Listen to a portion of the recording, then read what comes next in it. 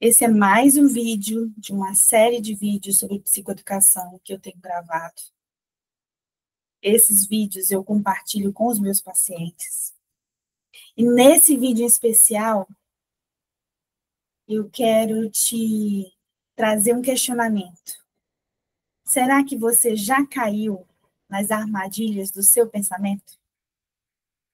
Então, hoje, nesse vídeo, nós vamos ver como as distorções de pensamento, as distorções cognitivas podem afetar as nossas vidas. Então, provavelmente, você já se pegou interpretando o que alguém quis dizer, ou imaginando o pior cenário possível, ou talvez só enxergando o lado negativo das coisas. Pois é, isso acontece com muitas mulheres que eu acompanho, com homens também, e acontece no nosso dia a dia. Se a gente parar bem para prestar atenção, isso acontece o tempo todo se a gente não estiver atenta. Então, hoje, eu quero te mostrar como essas armadilhas do nosso pensamento podem estar te sabotando e, mais importante, como você sair delas. Primeiramente, a gente precisa entender o que é distorção cognitiva. Essa palavra parece uma palavra estranha, né? Mas na terapia cognitivo-comportamental, esses padrões automáticos de pensamento, nós chamamos de distorções cognitivas. Então, são distorções na nossa forma de pensar, na nossa forma de interpretar a realidade através do pensamento. E essa forma distorcida de interpretar a realidade afeta o nosso sentimento e afeta como nós agimos com o mundo. O problema é que, quando não percebemos esses pensamentos, eles influenciam na nossa autoestima, no nosso relacionamento, pode gerar sintomas ansiosos, pode gerar sintomas depressivos. Então, agora, eu vou te mostrar três distorções cognitivas, 3 distorções da nossa forma de ver a realidade, que são geralmente as mais comuns que eu percebo nas pessoas que eu atendo. E, de repente, pode ser que esteja aí em ressonância com aquilo que acontece com você também, né? Então, uma delas é a leitura mental. É interpretar o que os outros estão pensando. Então, a leitura mental, ela acontece quando você acha que sabe o que o outro está pensando, sem ter provas concretas disso. E se a gente parar bem para observar, é quase sempre uma interpretação negativa dos fatos. Vamos imaginar assim, você manda uma mensagem para o seu namorado, para o seu marido, e aí, de repente, essa pessoa demora para responder. Imediatamente, na sua cabeça, na sua mente, começa a criar um monte de histórias. Ele me ignorou, ele não gosta mais de mim, ele não se importa comigo, ele deve estar com outra. Eu devo ter falado alguma coisa de errado, eu devo ter feito alguma coisa de errado, que essa pessoa não quer me responder. Se a gente parar bem para observar como a gente se sente nesse momento, isso provavelmente pode te deixar ansiosa, insegura, e até criar conflitos desnecessários que não precisavam existir. Pode te deixar com raiva, pode te deixar com ciúme, pode te deixar com inveja, pode te deixar ansiosa. Então, como que a gente faz para reverter isso? Então, antes de você assumir que sabe o que o outro pensa, ou que sabe por que o outro não respondeu para você, você pode se perguntar: eu tenho provas de que essa pessoa realmente está me ignorando ou ela só não pôde me atender? Que outras explicações podem existir? Muitas vezes a pessoa só estava ocupada, ela estava fazendo uma outra coisa, ela estava dormindo, ela não viu a sua ligação, mas a tendência é você levar para um padrão negativo.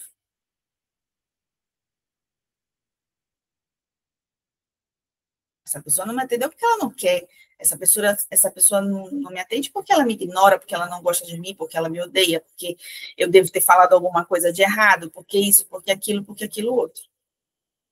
Então, é importante a gente, sempre antes de tomar uma verdade como absoluta, principalmente as que vêm através do nosso pensamento, a gente se perguntar: eu tenho provas disso?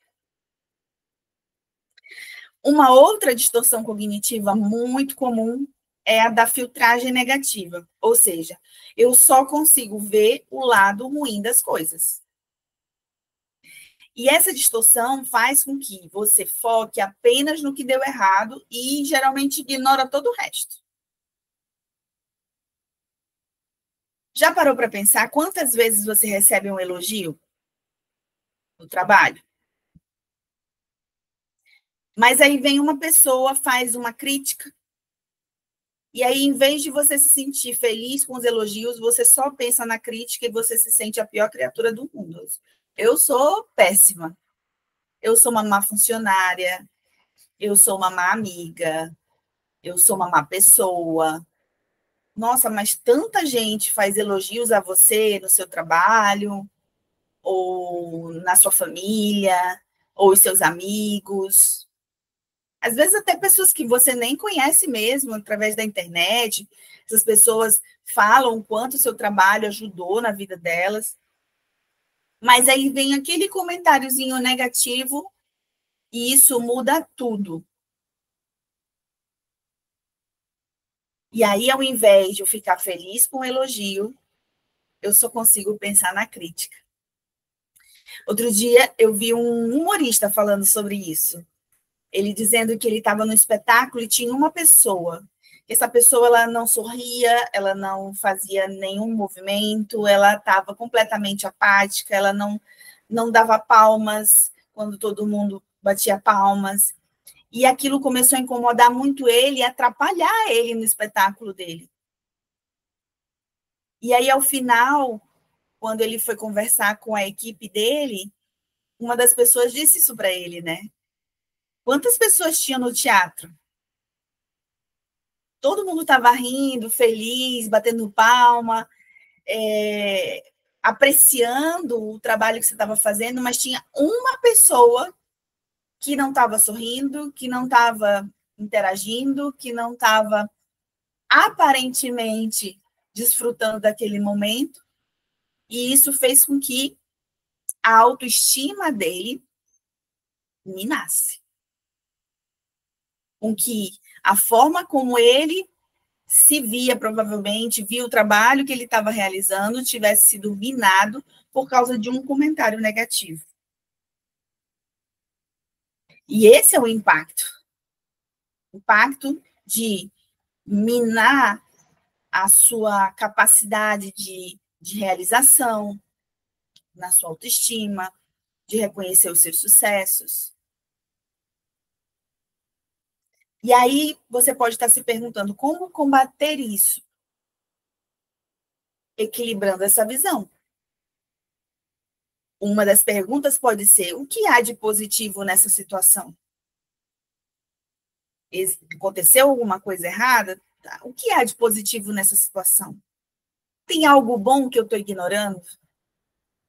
Em outros momentos já aconteceu diferente? Em outros momentos teve coisas boas? Teve outras pessoas que demonstraram coisas diferentes?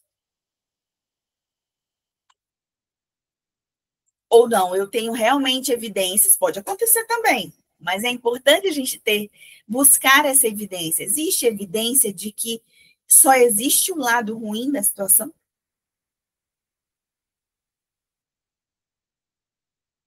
É para pensar.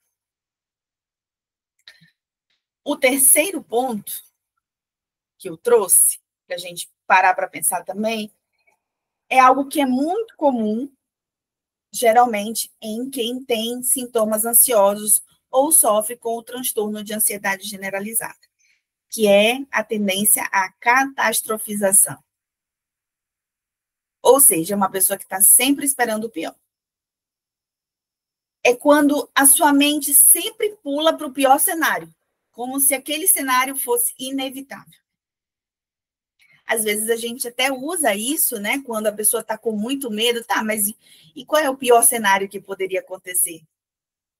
Mas tem pessoas que sempre pulam para o pior cenário. Vou fazer uma viagem, mas e se eu ficar presa na imigração?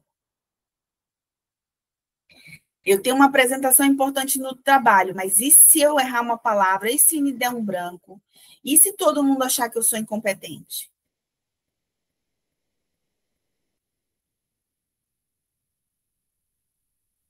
Né? Então, assim, e isso gera um medo desproporcional. E pode te levar a evitar desafios importantes na sua vida. E isso acaba te paralisando. E aí tem algumas pessoas que dizem assim, eu sou muito procrastinadora. E às vezes a procrastinação, ela vem da catastrofização. Porque se eu for fazer, eu já imagino o pior cenário, então é melhor eu nem fazer. E aí eu fico evitando de dar esse próximo passo, de ir para um desafio importante, ir para um próximo nível na minha carreira, na minha vida pessoal, porque senão eu posso, né, ter minha vida arruinada, minha carreira arruinada, meu relacionamento arruinado. E aí, de novo, traga a pergunta. Agora, uma coisa importante, para você trazer essa pergunta, é preciso que você esteja atenta. É preciso que você esteja presente, observando os seus pensamentos. Porque se você é o tipo que os pensamentos estão passando por você e você nem se dá conta de que aquilo é só um pensamento e que não é a realidade, você se torna uma prisioneira dos seus pensamentos. Você se torna uma marionete diante daquilo que você pensa. E você não é os seus pensamentos. Pensar, eu posso pensar uma porção de coisas, mas isso não quer dizer que o que eu penso é verdade, que o que eu penso vai acontecer, que o que eu penso é inquestionável.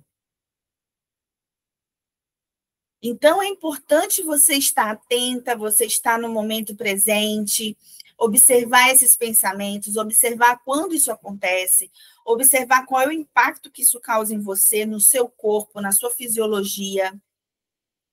Exemplo, aconteceu isso, eu tenho uma apresentação importante no meu trabalho, e eu pensei, se eu errar uma palavra, todos vão achar que eu sou incompetente, e isso vai arruinar minha carreira para sempre. Qual foi o impacto que isso gerou em mim? Eu comecei a ficar com as mãos suadas, eu comecei a ficar com palpitação, taquicardia, minhas pernas começaram a tremer. Isso é o impacto no teu corpo, na tua fisiologia. Qual foi o sentimento que isso gerou em você? Medo.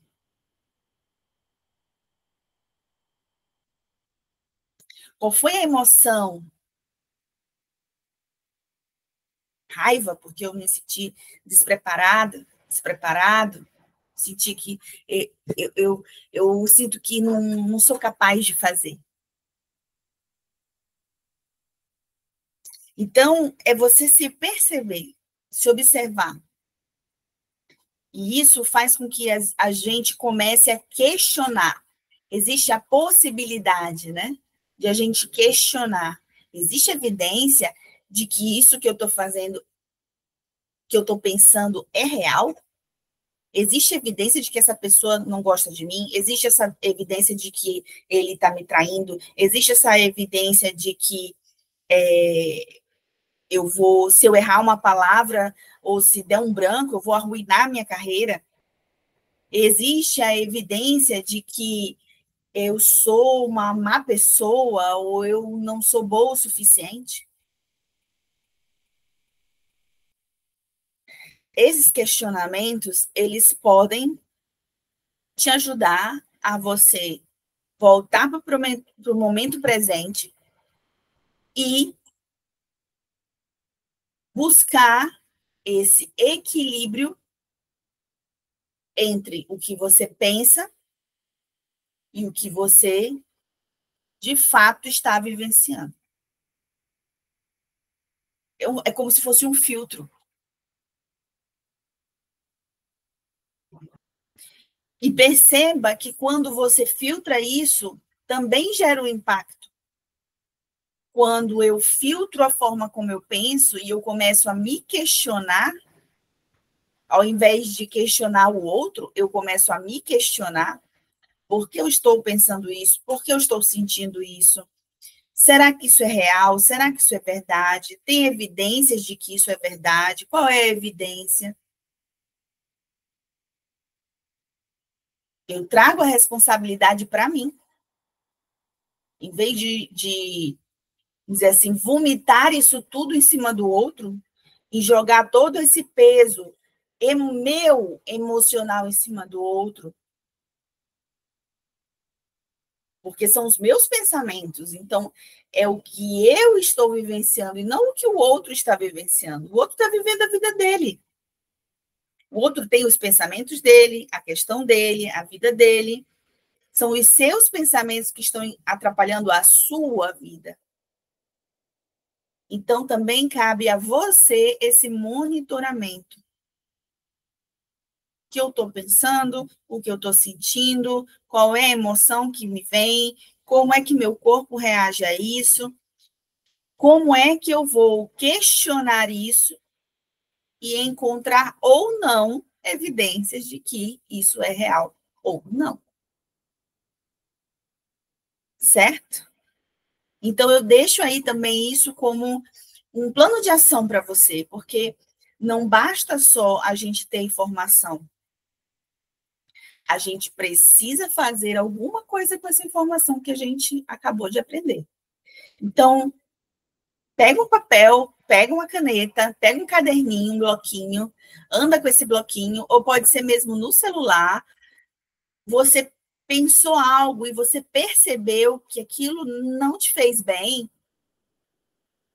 e que, de repente, ou você está fazendo um filtro negativo, ou você está catastrofizando a coisa, ou você, de repente, está fazendo uma leitura mental de alguém, você já anota e traz isso para a sessão, para a gente conversar. Tá certo? Um forte abraço e até o próximo episódio.